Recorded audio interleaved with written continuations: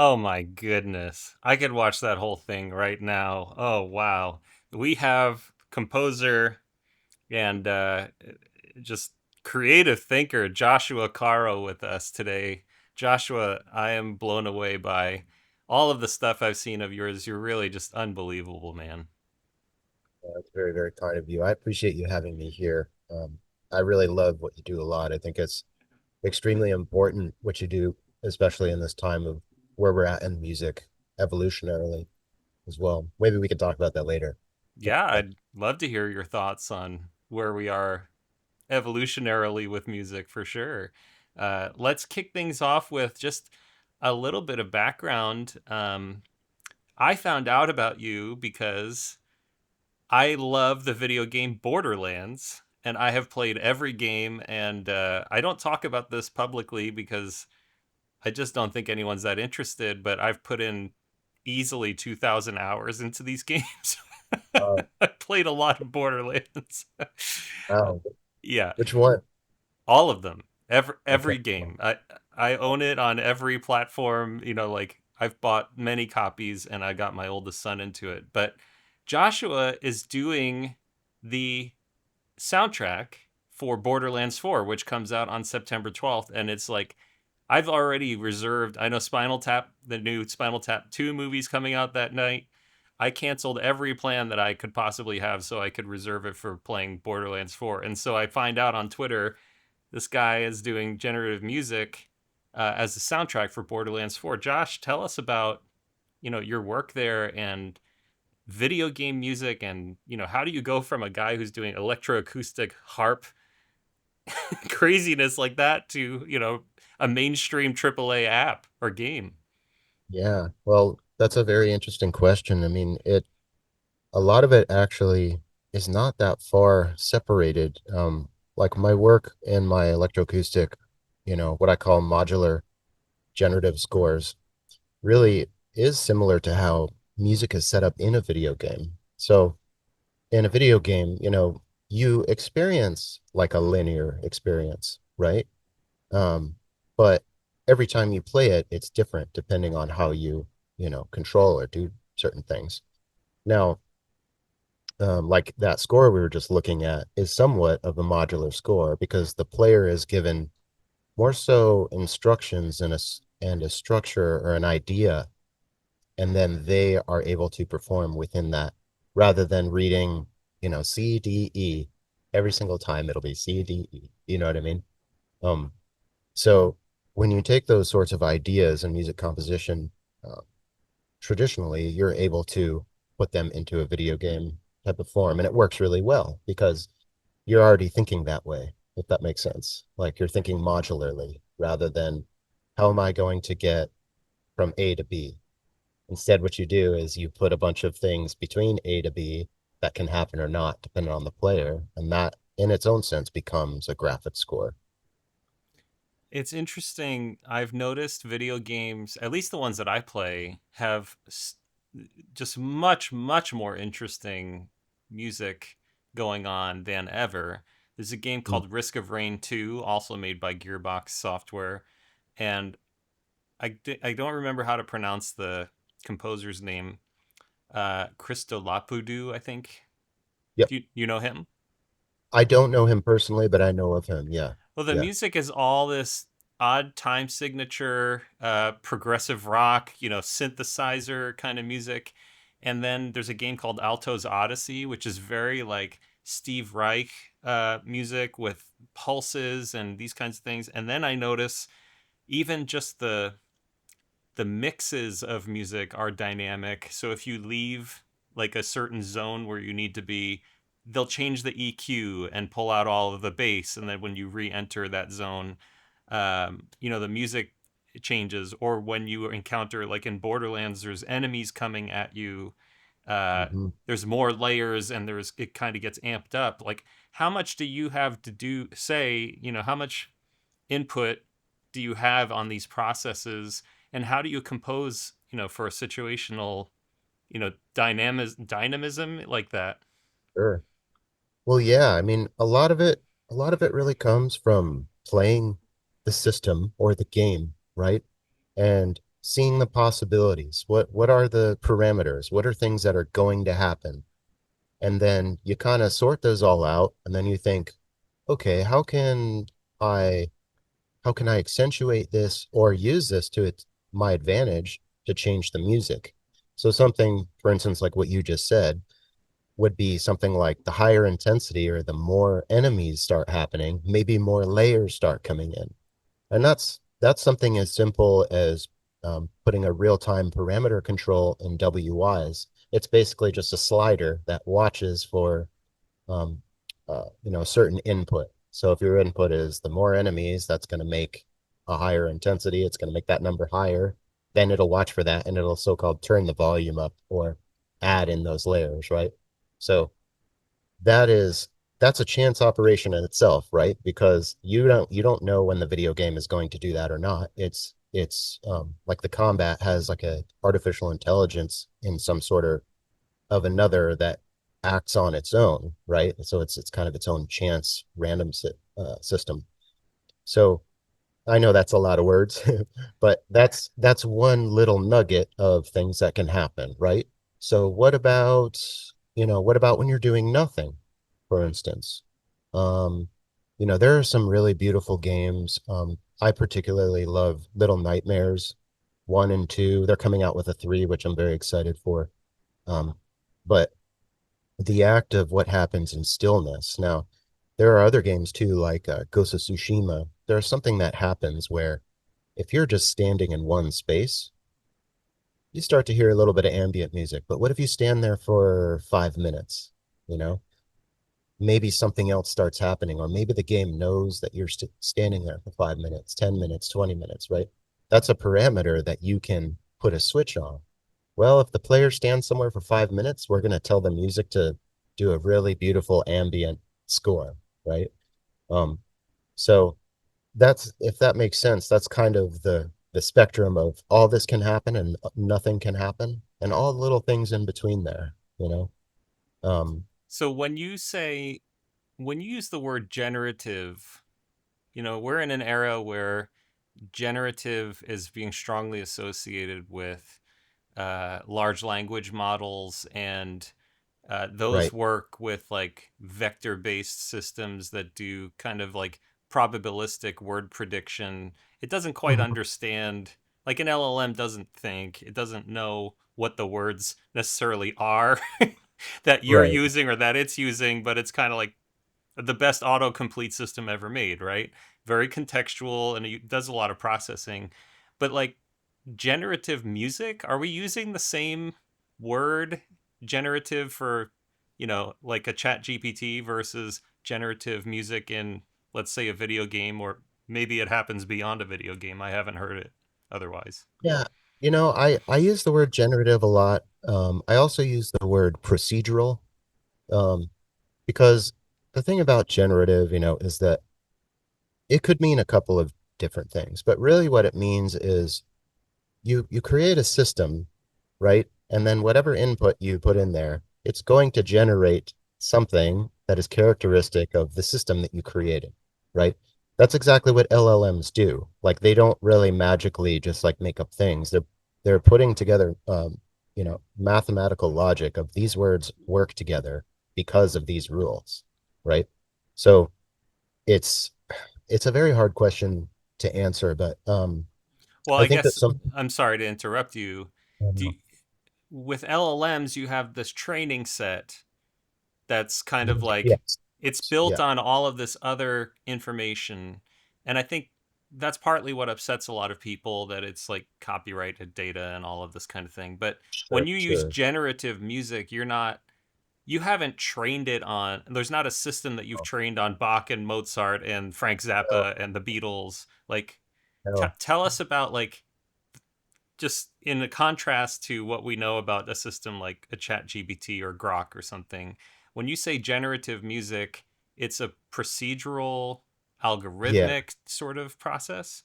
Tell us more. it's a lot of it really is just the beauty of that's based on chance. You know, you're creating a music system that you have an idea of how it will behave, but you can't you you know, you can sort of predict how it'll behave, but you won't always know.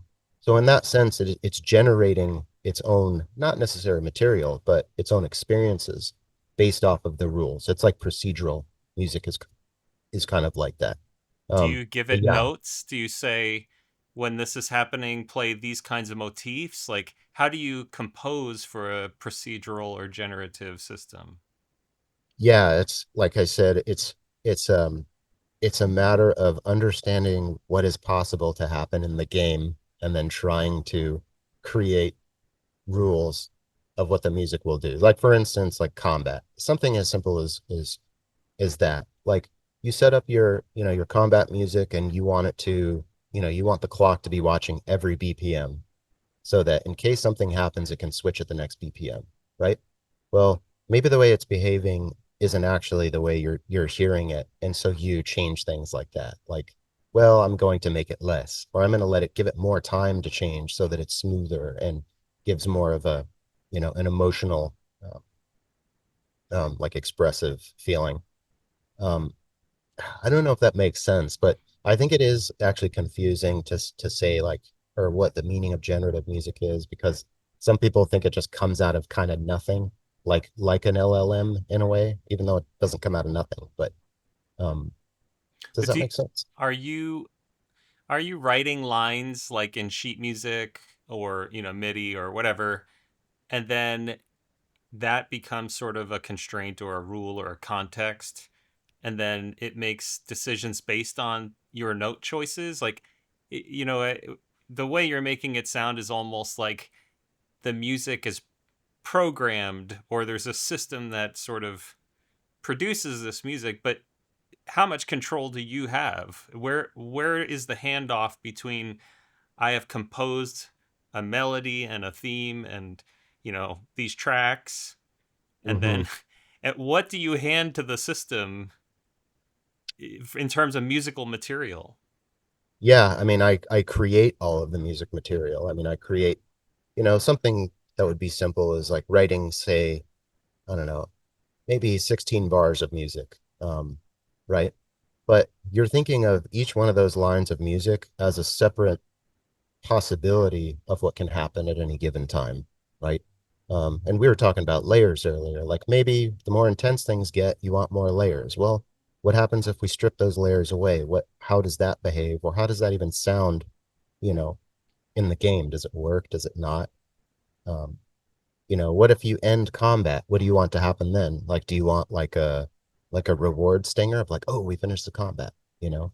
Or do you want it to just play out, Mm. right?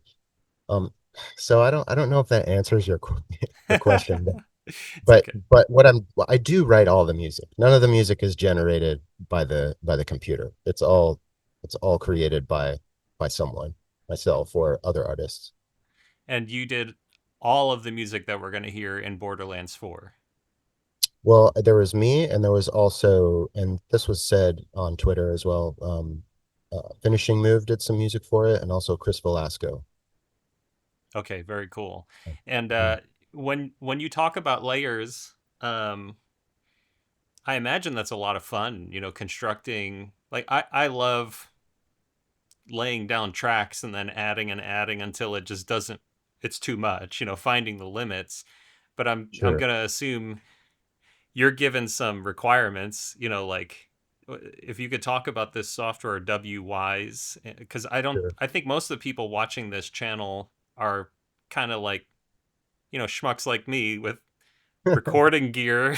They've got some instruments, but we're not gonna build music necessarily in the same way that you're talking about. I think a lot of us are gonna pick up the guitar and play G or keyboard, play chords and then do multi-track, DAW type work. Is that how Sure. you're approaching it?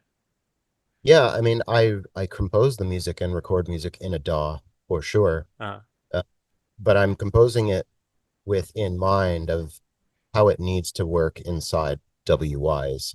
Meaning simple things like tails, or like if you want an 8 bar phrase, you want it to loop, you kind of make sure that like it's a working loop.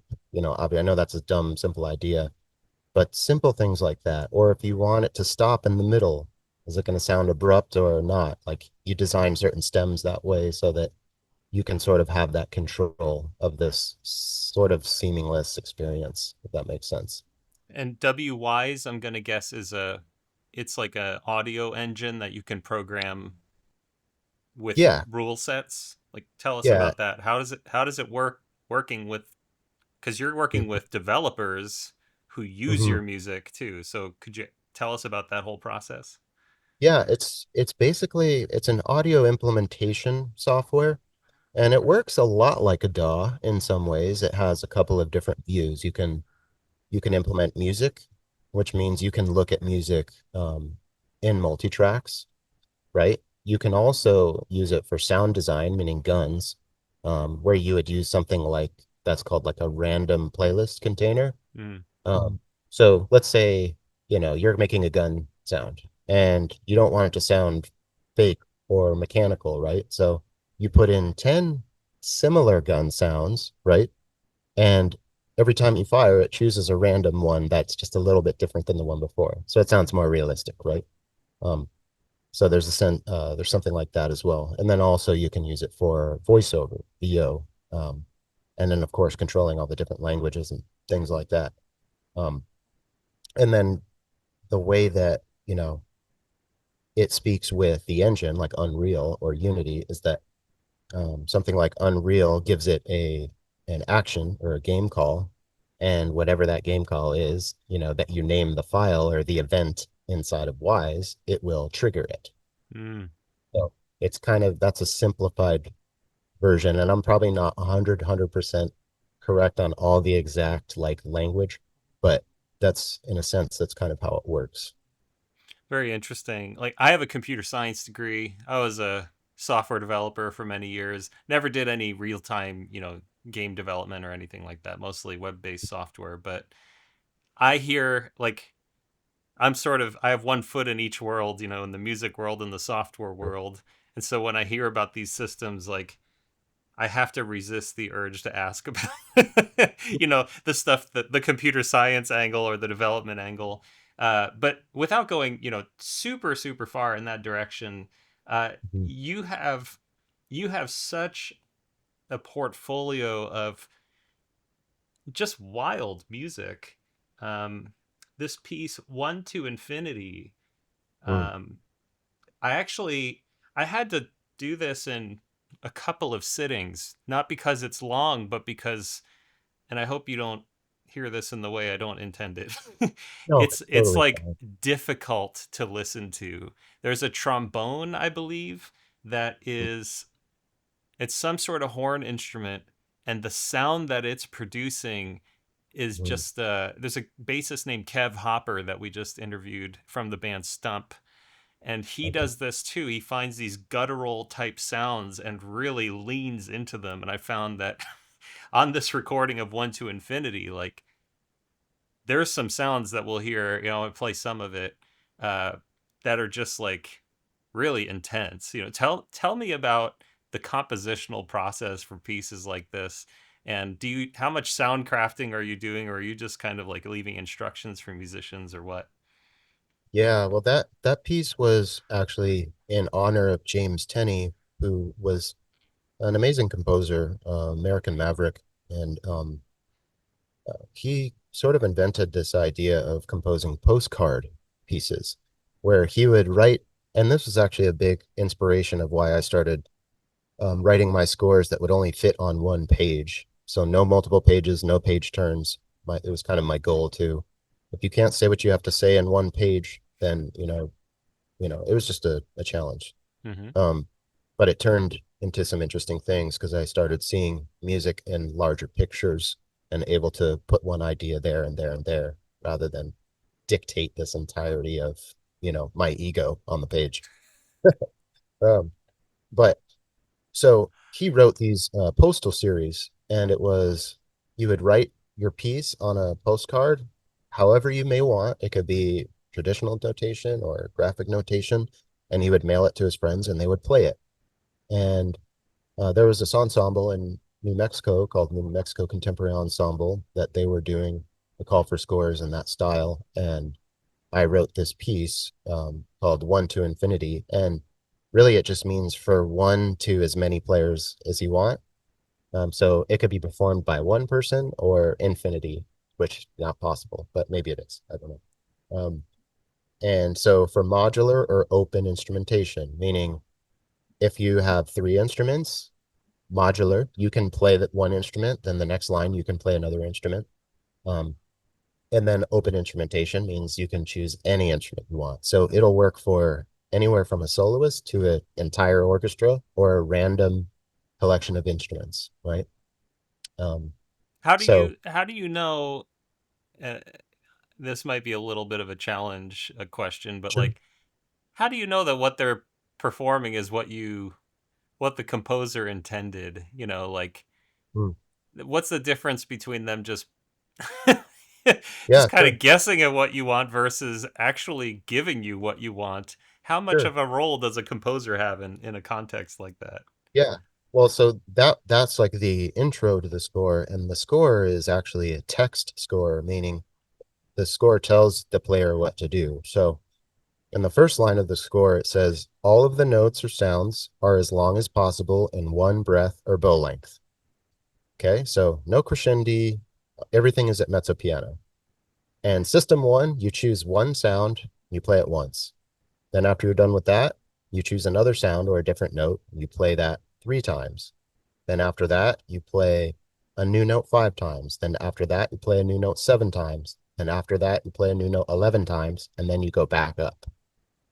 So if you really want to know if they're doing it correctly, you can just sit there and count if they're playing the same note one time, then three, five, seven, 11. I But love it. it's not so much about, the rule. The rule does create the piece. Because in a sense, it creates these really indeterminate, beautiful chords Uh huh. on a random set of instruments. Um, and the players, they take it very seriously. They really do try to do it because it's also a good tone exercise for your instrument, you know, um, if that makes sense. Absolutely, it does, and you can tell. I mean, listening to it, I was like, they are really doing exactly what is written on the screen. But Yeah. also, coming from, are you familiar with Robert Fripp and the guitar circle, Hmm. guitar craft thing? Absolutely. Uh, how familiar are you? Probably not as much as you are Well, because you're a yeah. guitarist, but Okay, no, I so do. yeah, he does this thing where it's called a circulation, and everyone just kind of stands in a circle and they pass. Somebody starts with a note and they pass it to the next player, Hmm. and it's just kind of this dynamic piece. And depending on the practice of the Hmm. people involved, the level of capability, the it can go really fast. Hmm. Because my friend Josh, who went through Guitar Craft, said the better you get at something, the more you can slow down time. And Yeah. and so when all of these really proficient players are together, it's a very dynamic process. And then they'll do Oh, yeah. this thing where they just play the note of their choice. You know, Sure. what are these techniques called? Like you're nodding your head like, yes, this is good. Whereas some Yeah. people are like, these people are insane. Yeah. I mean, those really are just those are just like chance variables, you know? I think that that's kind of the beauty of trying to write a piece like this or like that is to think about an interesting situation, like in that case, that one, just the fact that I'm going to choose a note. then the person next to me is going to play it, then the next person to them. Like that is a process, and that will always be different every time, just like you said. And that alone is like creates this beautiful um, chance oriented process, which, not to get too hokey, but it's something that's more closely tied maybe to nature than not, because trees kind of grow on their own. They have sort of a system, but like they grow at their own rate, and it's not always the same, you know? Yeah. Yeah. Um, And two trees next to each other in the same dirt, 4 feet sure. away from each other, it won't grow the same. Yeah. Yeah, exactly. And there's also sort of a philosophical thing in there too, both of what the composer and the performers are saying, is that they're kind of letting go of like a control of something as powerful as, sound, and what can actually form out of composition is um, not trying to sound spiritual, but something that's sort of bigger than we are, Mm-hmm. like, it's like listen to any of your favorite album, that you just love. When you're listening to it, it creates something there, and it's something that that, yeah, the artists or the composers, they sort of set that framework there, but they weren't like in complete control of it. You know what I mean? Yeah. Um, Yeah. and I think that really great artwork does that, and you see it in minimalism, right? You see it in reductionism and all kinds of things, if that makes sense. It definitely makes sense. All right, let's take a listen to One to Infinity for a few minutes. And I'll, for anyone interested, I will be providing links in the video description below the video, so you can check out all these same pieces and more. I'll include all of the pieces I have linked in this Google Doc. Let me start from the beginning.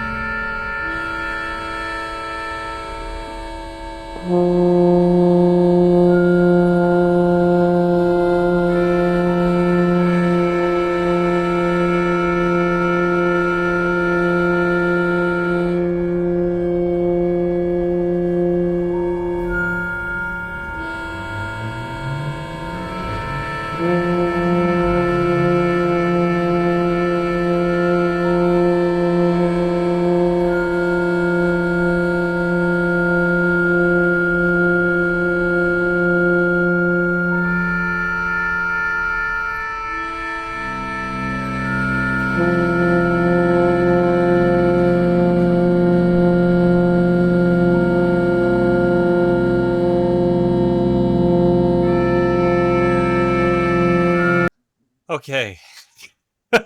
Man, that's so intense.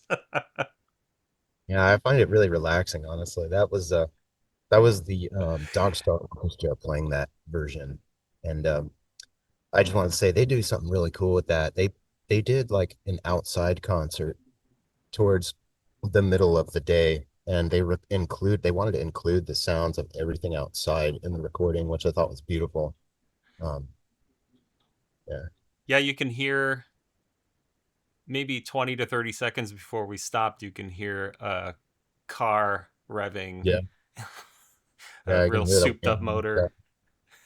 Yeah, it's also I think again kind of brings it back to it's not separate from nature. I think that that's a super important thing is that it's just as much part of that as the other is a part of it. That would be like a very cage thing to Yep. say. Yep. Um, Yeah, I mean, in a sense, someone could put on a postcard, just live your life for a day and call that their composition is everyone just living. But yeah, very John Cage, like the environment is the music, the people listening are the music. yeah. Wild. You have this other piece, which there are six performances of, and honestly, I couldn't believe it. um, Time for Sonic Boom. mm, Tell us about this piece. yeah, sure. That one, oh my God. Um, that one was actually for one of my composition teachers at Cal Arts, and his name is Ulrich Krieger. He's a really amazing composer and um, saxophonist and just scholar in his own right. Um, but him and I play together actually a lot in this band called Blood Oath, which is a duo, but it's modular in its own way. It can be played on many different instruments. But he asked me to write him a piece, and he did that a couple of times. And um, like the nature of this kind of music, when you're writing pieces, you're not necessarily kind of starting the same way every time. Like you don't start and looking at a staff and you're like, what notes am I going to use, or what rhythms or um, you really do kind of start from nothing. And um, if you look at some of these pieces, they're not the same piece. Even the scores don't look the same. But this one, I really was scratching my head for a while. I was like, what am I going to do? Like, what, what am I going to do? And to me, that's like the most important part of it. It's not just um, the the stuff that comes after, but during that time, I was thinking about the subject of time a lot in different, cultures and what different cultures think of time and how time is perceived and what it might mean. And really, it's all kinds of things. But um, what I came to is time is just a measurement of motion, really. And I was like, well, what if I just did the shortest piece possible? So I was like, well, okay, that's an interesting idea. What's the shortest duration possible? And so I went down that rabbit hole and came to this Planck-time, which is like supposedly like um, the smallest increment of time that we can sort of perceive. Um, uh, see, I have it here in my notes, actually. There's not a smallest increment of time because time as some flowing physical entity does not exist. In physics, time is not something that progresses in increments. It is only used as measurements, so fundamental numbers of duration or intervals. So um, I found out what the number was for Planck time. It's somewhere like 5.39116 times 13 times 10 to the minus 44, which is like um, really a really big number or small number with a bunch of zeros in front. Right. Um, um, so in theory, the smallest meaningful duration is what that is. So I said, okay, quarter note equals, or whatever duration equals, and then I put Planck time after it. And so that was the tempo marking. Okay. And then so I wrote one note, on a grand staff, but it was like a cluster note, meaning you could play any of the notes if you're one person or if you're an orchestra. Um, and then something else I wanted to do was think about, you know, actually Sonic Boom, like because Ulrich had a group called Sonic Boom, and he's also a metal musician, so everything is just like louder than can be loud, so I was like, well, what decibel would actually make like a sonic boom happen? So, and that obviously changes depending on pressure or where you're at, like in the atmosphere. So there wasn't really an answer for that. But I came up with one. A sound of 194 dB has a pressure deviation of 101.325 kPa, which is ambient pressure at sea level and 0 degrees Celsius. So if you play 109 a sound at 194 dB at that area, it'll create a sonic boom. So for the dynamic marking in the score, I have, you know, um, the dynamic equal 194 dB. So so the score is really simple. It's the the the tempo marking is Planck time, and then you only play one note, and then you try to play it at 194 dB, which is basically impossible, right? Like, um, it's not impossible, but it's basically impossible. It's impossible for an ensemble that's not heavily amplified. Yeah. So I'm sorry that was a dumb story, but No, that's exactly what I needed to hear about this piece. it took me. But this is my joke about the piece is that it took me 6 months to realize that that was the piece I needed to write. So it took me 6 months to write one note.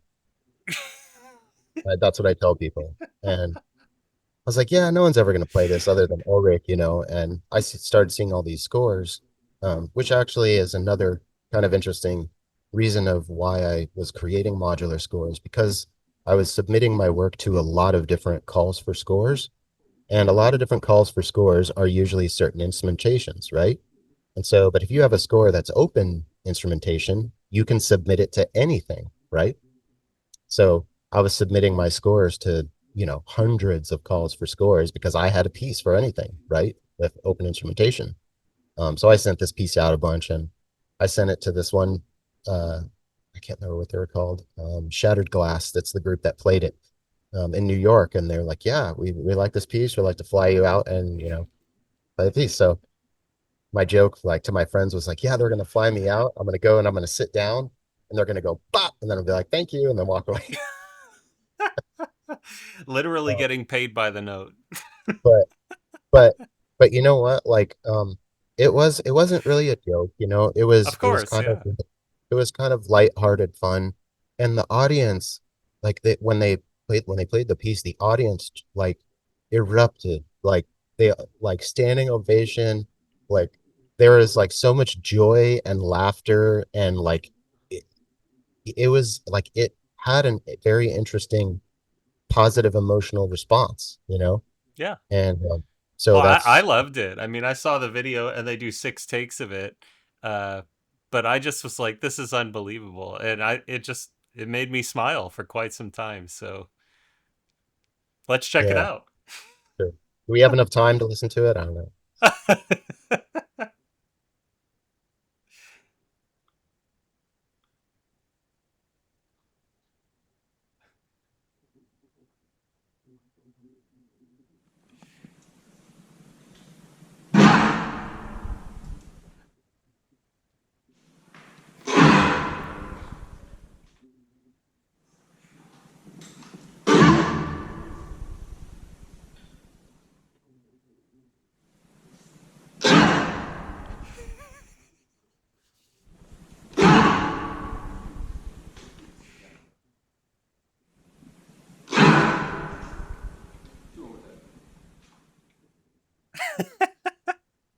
It's Just when wonderful. It's yeah, really wonderful.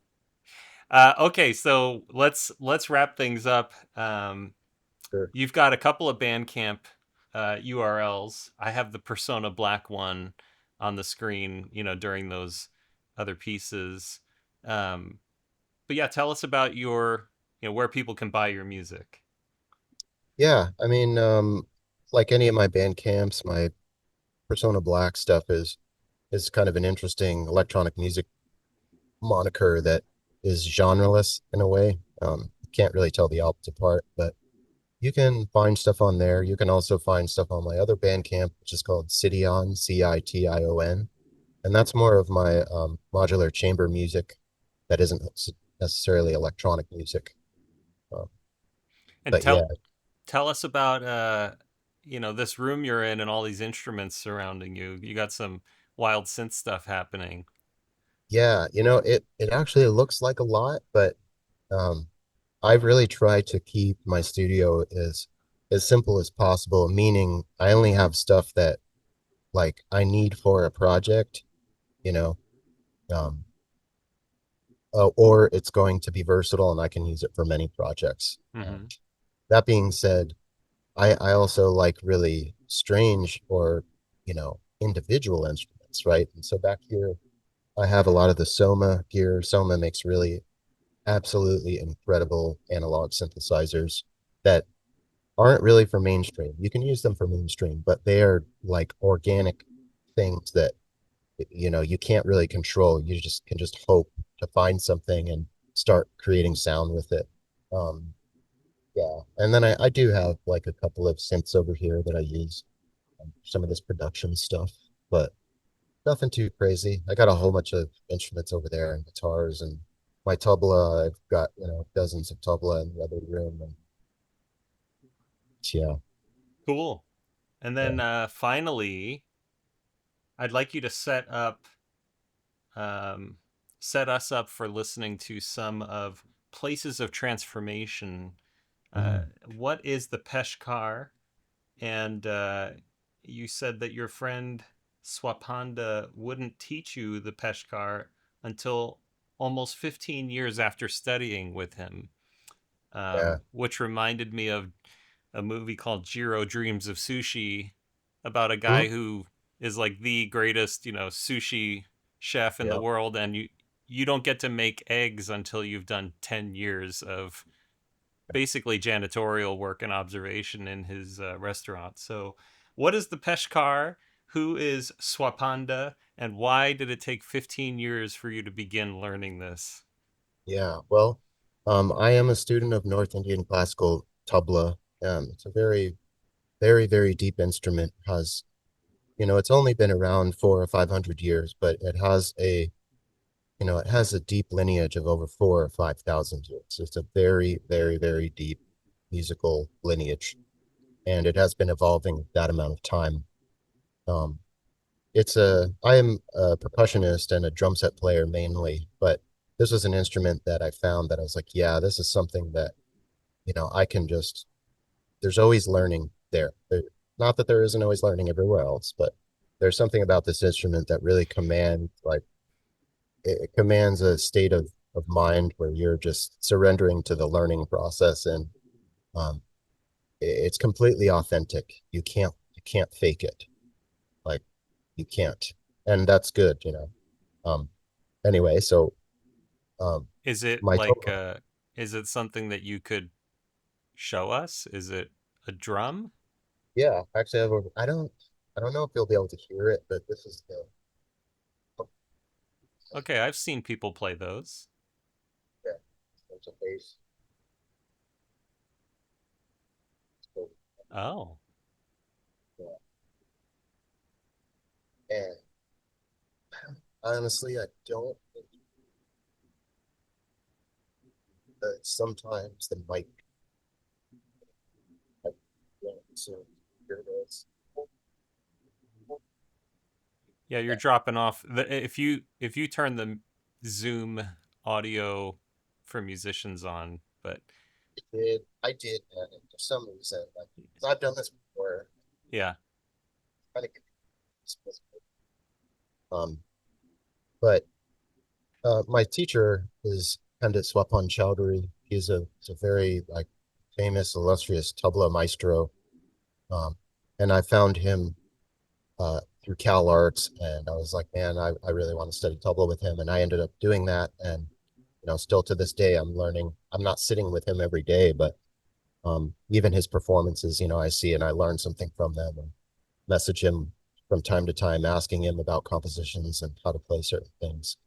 Um, but that being said, this sort of instrument is like it's I wouldn't say serious. I don't like to say serious, but it's a pretty serious instrument and has a deep tradition, right? But the reason that is because the vocabulary that you have to, you know, learn and understand to be able to learn this instrument is like a language in its own sense, and it's something very simple. It's like Peshkar is the intro composition that you play in a traditional tabla solo. It's the introductory. It kind of introduces some rhythmic ideas and a slow tempo and certain phrases, you know.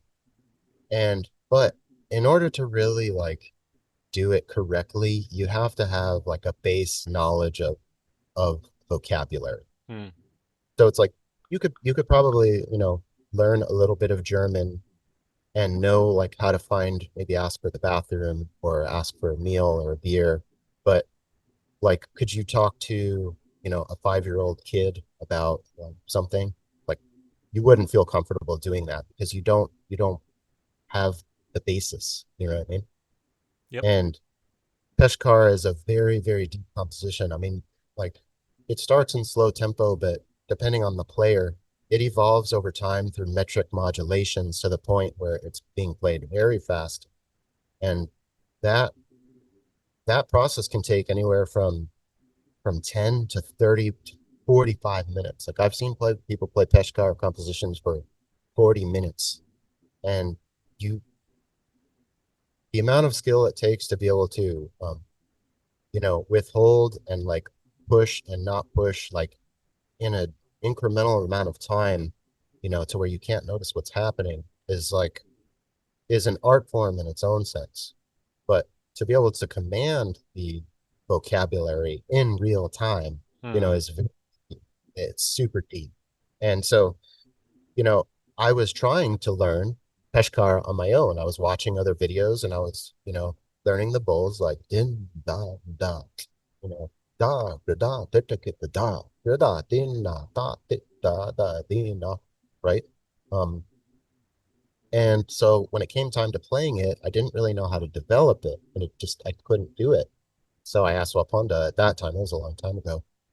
He said, I'd really love for you to teach me Peshkar. I was like, well, he gave me an example. He's like, your friend, tabla player. He's like, remember when he played tabla solo at his recital? I said, yeah. Like that's the first time he played Peshkar. And I said, yeah. And he said, how long do you think he's been learning? I said, oh, he's been learning for about 15 years now. He said, yeah. It's like that's how long it takes for you to even be able to touch that, because, and he was right. Um,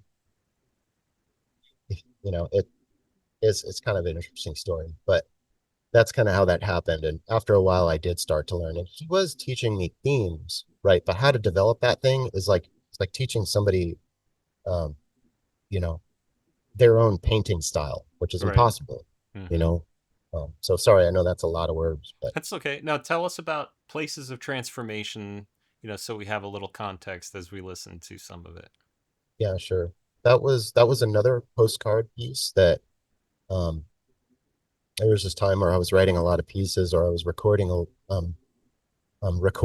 in a journal, not necessarily melodies, but melodic structures I would remember from my dreams because I have very vivid dreams every single night, and I hear sound and remember at least what I think I remember.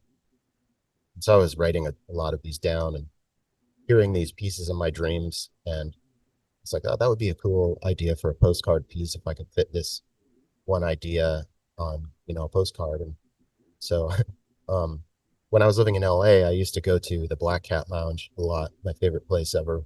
And they had, they would always serve their drinks on postcards. And I was like, man, this is great. So I would sit there and I would sip whiskey sodas and write my postcard pieces on the postcards.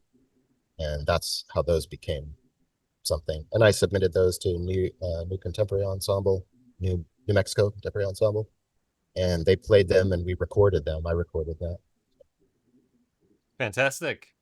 All right. Thank you so much, Josh. I appreciate you joining Absolutely. us today. And if you are watching this, you can go to personablack.bandcamp.com, or it was a Citrion, Citrion.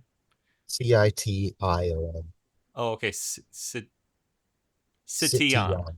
Yeah. Okay. Cition.bandcamp.com. And go buy Josh's music. And then again, the links for the pieces that we're listening to are in the video description. So thanks a lot. Let's check out Places of Transformation.